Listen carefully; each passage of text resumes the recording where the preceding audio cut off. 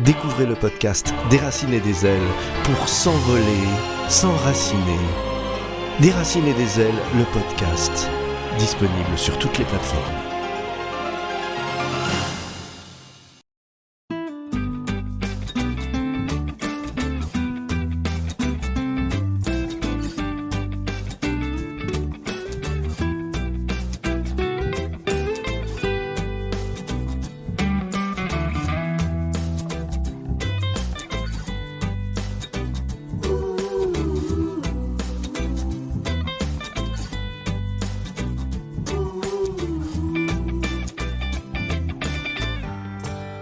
Me voilà en Irlande, à Tralee.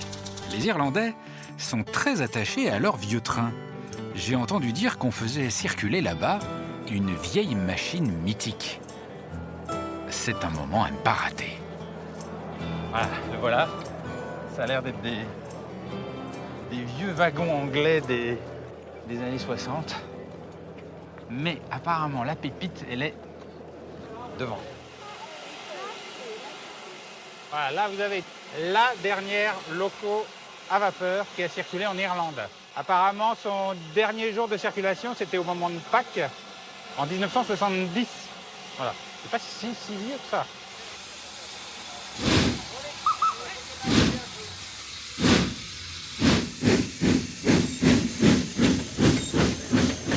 C'est parti. Le son. Ça, c'est bon, ça.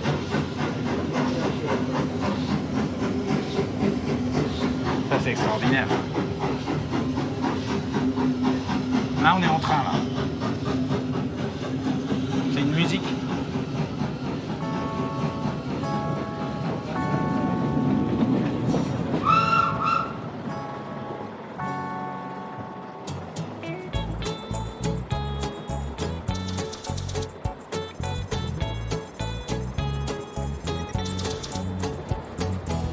Les passagers sont nombreux. Ils sont là juste pour faire un tour en vieux train. Ce sont des passionnés, voire des accros.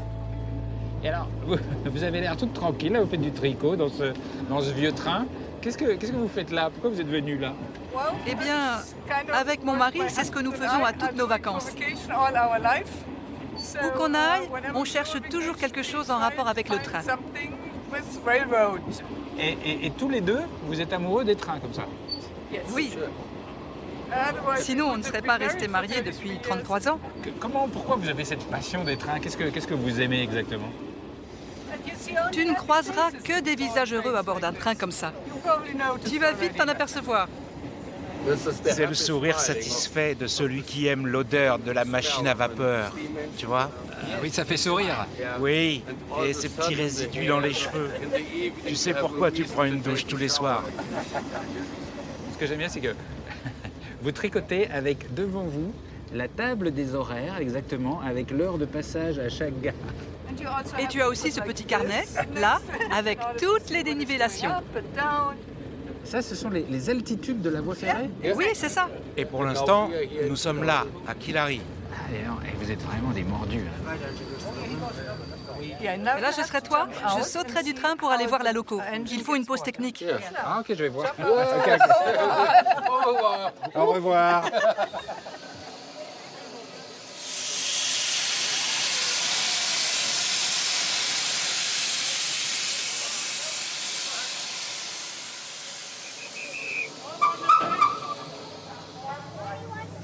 Bonjour, hello. Bonjour, ça va? How are you? Ouais, ça va et toi? Hello. Et dis donc, il fait chaud chez vous. Hein. Il fait toujours une chaleur d'enfer dans ces locaux. C'est surtout pour le gars qui est au charbon, ouais. Regarde un peu le foyer. Le fourneau d'enfer. Et alors, est-ce que ça doit être brûlant tout ça? Comment vous faites pour pas vous brûler quand vous conduisez? Enfin, on conduit pas comme ça, mais bref, quand vous manœuvrez. On a les gants, de bons vêtements et pas mal de chance. Vous avez l'air d'un maître là dans cette machine. Est-ce que vous vous sentez puissant dans un engin pareil? Tu dois vraiment être prudent. Tu surveilles tout. Le niveau d'eau, le feu, la pression, la vitesse. Faut rester sur le coup. Si tu relâches la concentration et que tu respectes pas la loco, elle peut te bouffer. Respect. La respecter, ouais. Pourquoi? Parce qu'avec une chaleur d'enfer et avec la vapeur, un truc de travers et tout devient hyper dangereux. Et pourquoi ça vous plaît plus de conduire un train où vous avez froid, chaud, sale, mouillé, qu'un train électrique tranquille? C'est comme un défi. Dans les trains modernes, tout ce que tu fais est automatisé pour t'aider. Alors qu'ici, tu fais vraiment tout toi-même. C'est très satisfaisant. Par contre, là, faut que tu descendes vite, parce qu'on va décoller. Hein. Ok. I move.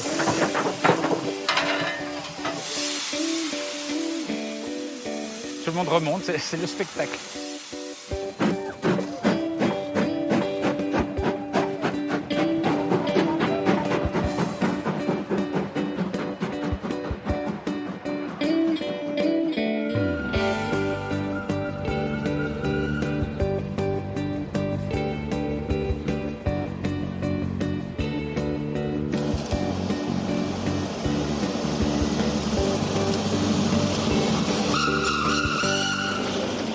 Retour à Dublin. Dublin, c'est une capitale sympa.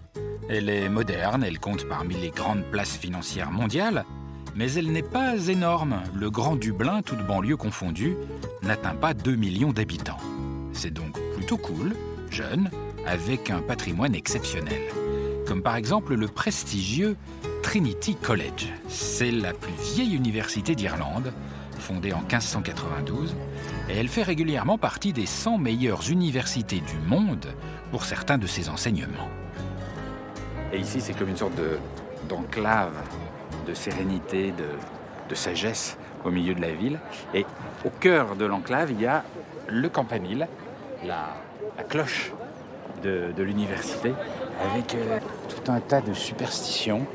On dit que si vous êtes étudiant et que vous passez sous le campanile, exactement au moment où la cloche sonne, eh bien vous allez rater vos examens. Donc, il paraît que si vous vous mettez là pendant les périodes d'examen et que vous essayez de voir un étudiant passer sous le campanile, vous allez attendre longtemps. Et à l'intérieur de l'université se cache un trésor. Un lieu qui serait comme dans les rêves. Interdiction d'y aller seul. J'ai dû prendre rendez-vous avec un certain Joseph, le maître des lieux. Bonjour Philippe. Bonjour. Vous êtes Joseph? Oui, c'est moi. Ravi de vous recevoir et bienvenue dans la bibliothèque. C'est incroyable. C'est très très beau. Elle date de quand cette bibliothèque exactement? La bibliothèque a été achevée en 1732 et il a fallu 20 ans pour la construire. Et au 19e siècle, le balcon a été ajouté comme niveau supérieur. Et alors, je suis content de voir un truc. Je m'étais toujours demandé, quand on voit dans les films ces bibliothèques imposantes qui montent sur des étages comme ça, je me demandais toujours comment est-ce qu'on faisait pour accéder aux livres qui étaient tout en haut.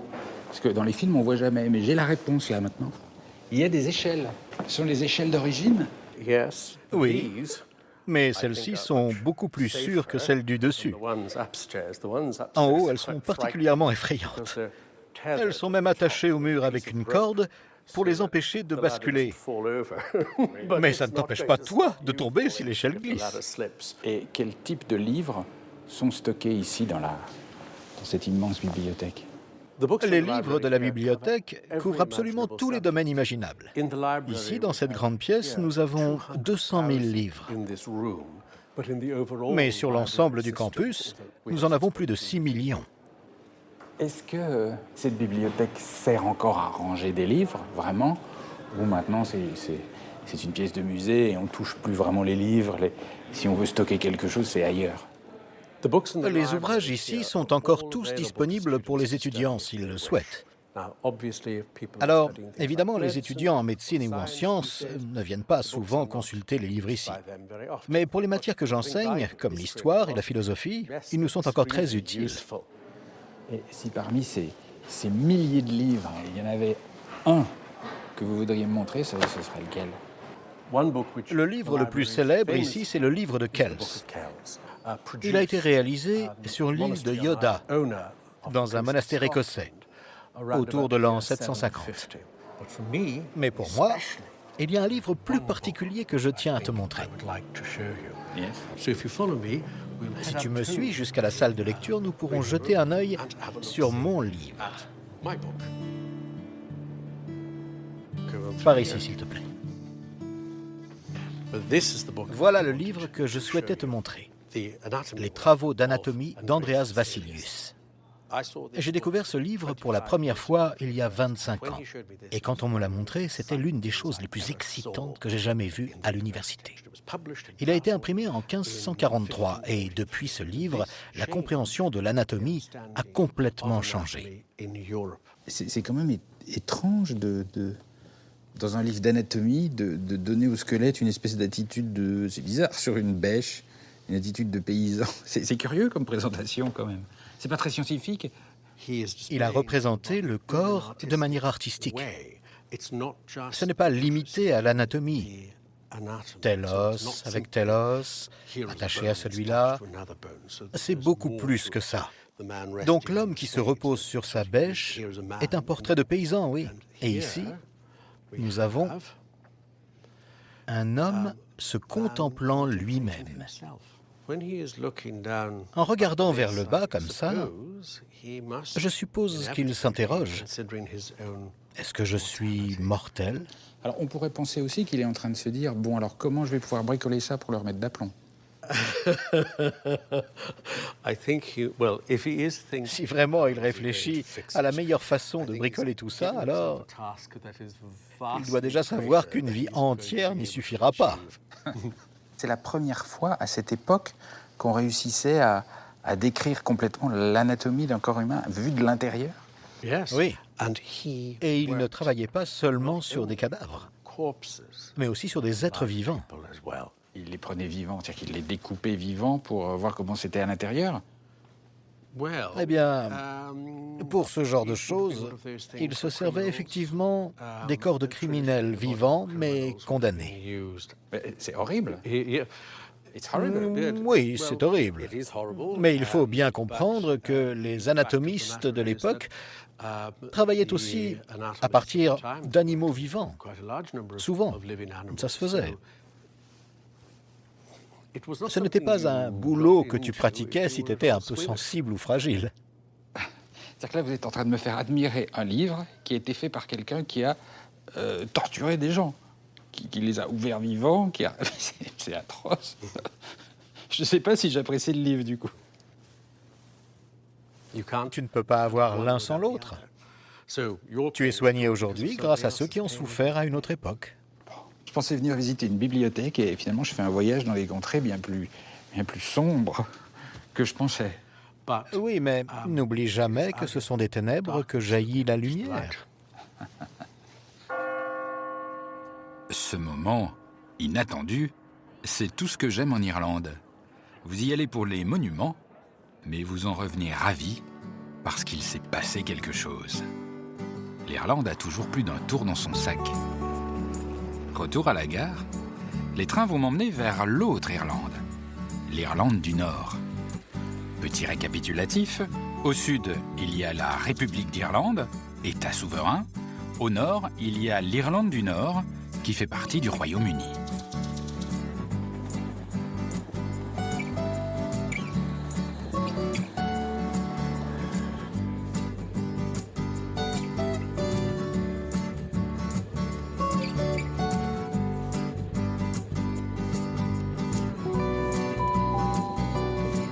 Ladies and gentlemen, we're now approaching Belfast Central. This is our final stop.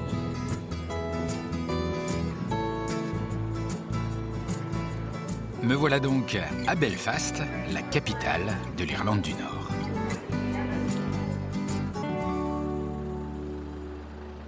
Hello. Bonjour. Vous êtes libre? Yes. Oui, oui. Are you free? Je sais pas comment... C'est dommage, c'est pas un taxi noir à l'anglaise. Enfin, à l'anglaise, pardon, je suis en Irlande. It's not a black taxi. I like the black taxi, old black taxi. Ce n'est pas la qualité du taxi qui compte, c'est la qualité du chauffeur de taxi. OK. Je vous emmène où, monsieur? J'irai bien au centre-ville pour aller jeter un œil. Vous avez beaucoup d'argent? Non, je suis très pauvre. Allez hop, dehors. J'aime beaucoup le chauffeur de taxi. On est bien parti.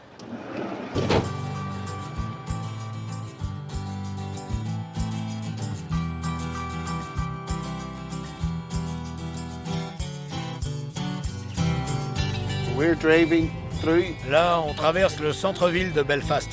Et bientôt, vous allez voir l'hôtel de ville. Et dans le jardin, devant, il y a le monument du Titanic, à la mémoire de toutes les victimes. Et c'est vrai que le Titanic, il a été construit ici. Oui, le chantier était à Belfast. Et la ville est célèbre pour ça aussi.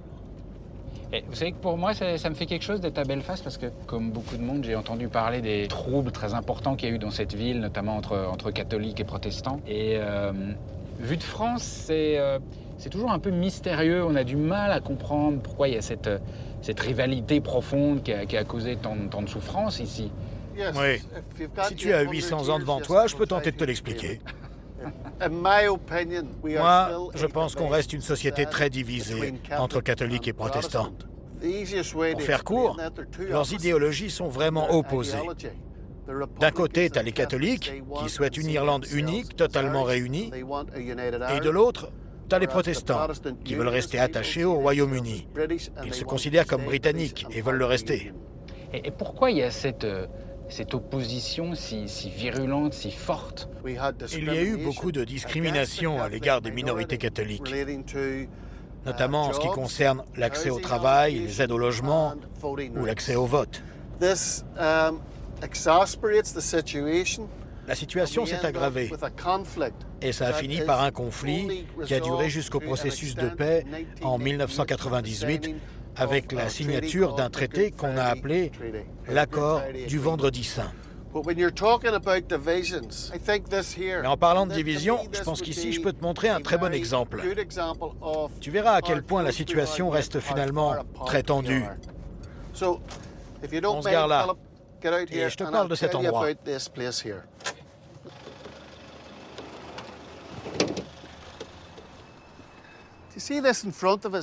Tu vois ce grand portail, couvert de barbelés? Ça fait partie de ce qu'on appelle le mur de la paix de Belfast. Juste derrière, il n'y a que des protestants. Ici, il n'y a que des catholiques. Ça te montre à quel point nous sommes proches et également tellement éloignés. Attendez, vous voulez dire que là, cette barrière hérissée de barbelés, elle sépare encore aujourd'hui les catholiques et les protestants? Oui. Moi, ce qui me paraît fou, c'est que le Good Friday, ce moment de paix, ça date de 1998, donc c'est quand même vieux. Qu'est-ce qui se passerait si aujourd'hui, toutes ces années après, on ouvrait cette barrière? Il n'y a pas une foule de protestants qui viendraient attaquer ces catholiques?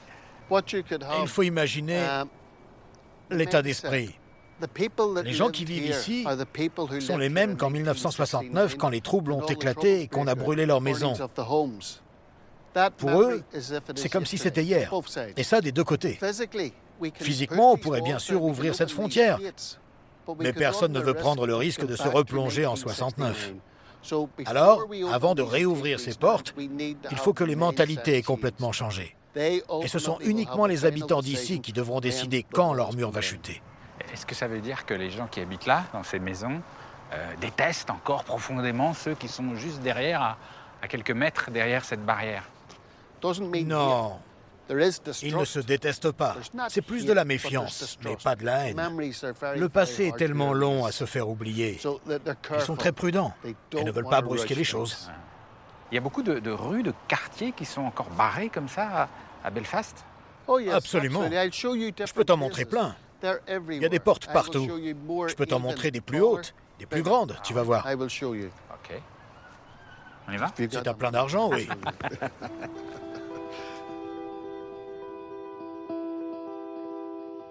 Je ne m'attendais vraiment pas à ça.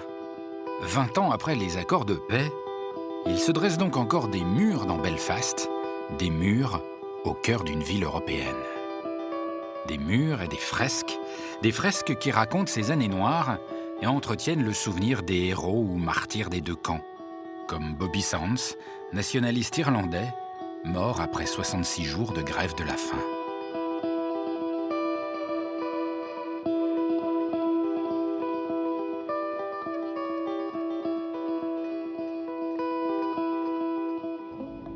Bon, Philippe, on va passer plusieurs portes là, et on quitte le côté catholique. Ces portes, tu vois, elles sont télécommandées directement par la police, qui surveille tout avec ses caméras. On est constamment sous surveillance. Mais quoi qu'il arrive, elles sont fermées à 22h tous les soirs. Ah bon? Mais quand on les ferme, ce n'est pas un couvre-feu. Tu peux toujours rejoindre la zone. Mais par exemple, pour me rendre à Belfast Nord, je dois faire un détour de 10 km. Vous voulez dire que tous les soirs à 10h, ce boulevard-là, qui est très fréquenté, s'interrompt et plus rien ne se passe et tout le monde se dit « Ouf, je suis à l'abri de mon voisin catholique ou protestant ». Malheureusement, c'est comme ça que ça se passe. Les gens se sentent plus en sécurité avec les portes fermées. C'est incroyable quand même. J'imaginais pas du tout ça en fait à Belfast. Je ne pensais pas que c'était aussi vivant. Et pourtant, ça l'est. Tu l'as bien vu de tes propres yeux. Tiens, Philippe, si tu regardes là sur la droite, tu vois les 2 snipers sur le mur? Ouais. Suis des yeux leurs armes. Ah oui, c'est incroyable.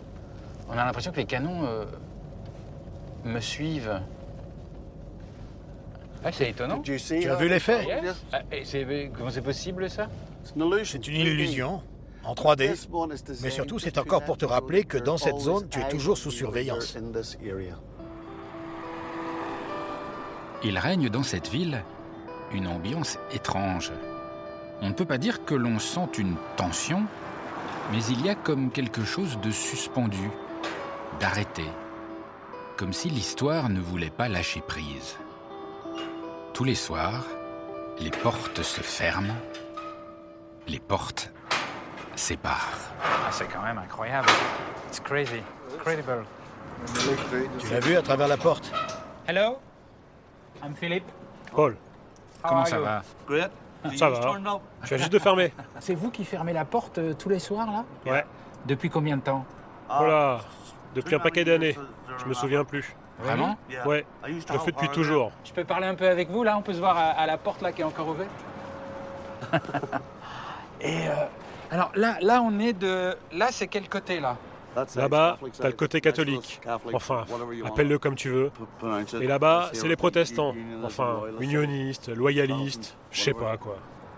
Et qu'est-ce que ça vous fait, à vous, de séparer comme ça les protestants et les catholiques tous les soirs? C'est comme ça. Faut le faire. Pourquoi? Personne n'a jamais donné de bonnes raisons. À ces portes, ici, il n'y a jamais de problème. Et alors, d'après vous, pourquoi on continue à fermer ces portes? Parce que les politiciens sont incapables de s'entendre. Et c'est tout. C'est pas les gens.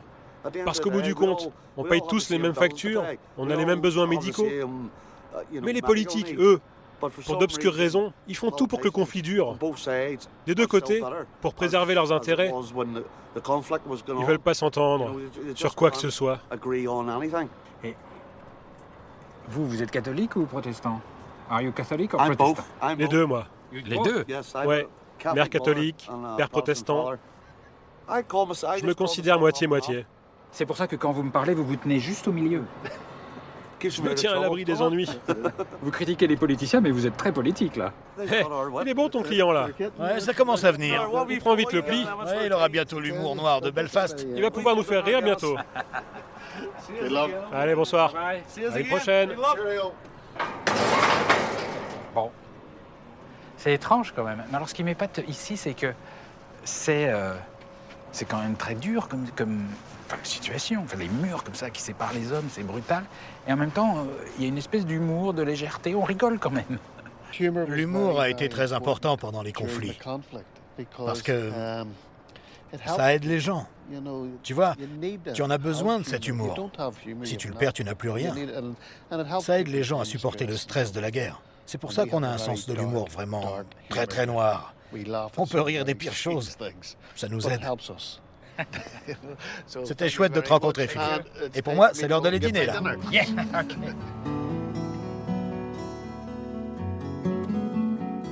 L'Irlande est toujours aussi fascinante. Ici, le temps ne se déroule pas tout à fait comme ailleurs. L'histoire, les esprits des ancêtres, les paysages éternels, c'est comme si le passé continuait à se mêler du présent. En Irlande, il y a à la fois quelque chose de vivant, de remuant et d'éternel. Ajoutez à cela la formidable joie de vivre des Irlandais, et vous obtenez un des pays les plus envoûtants, les plus magnétiques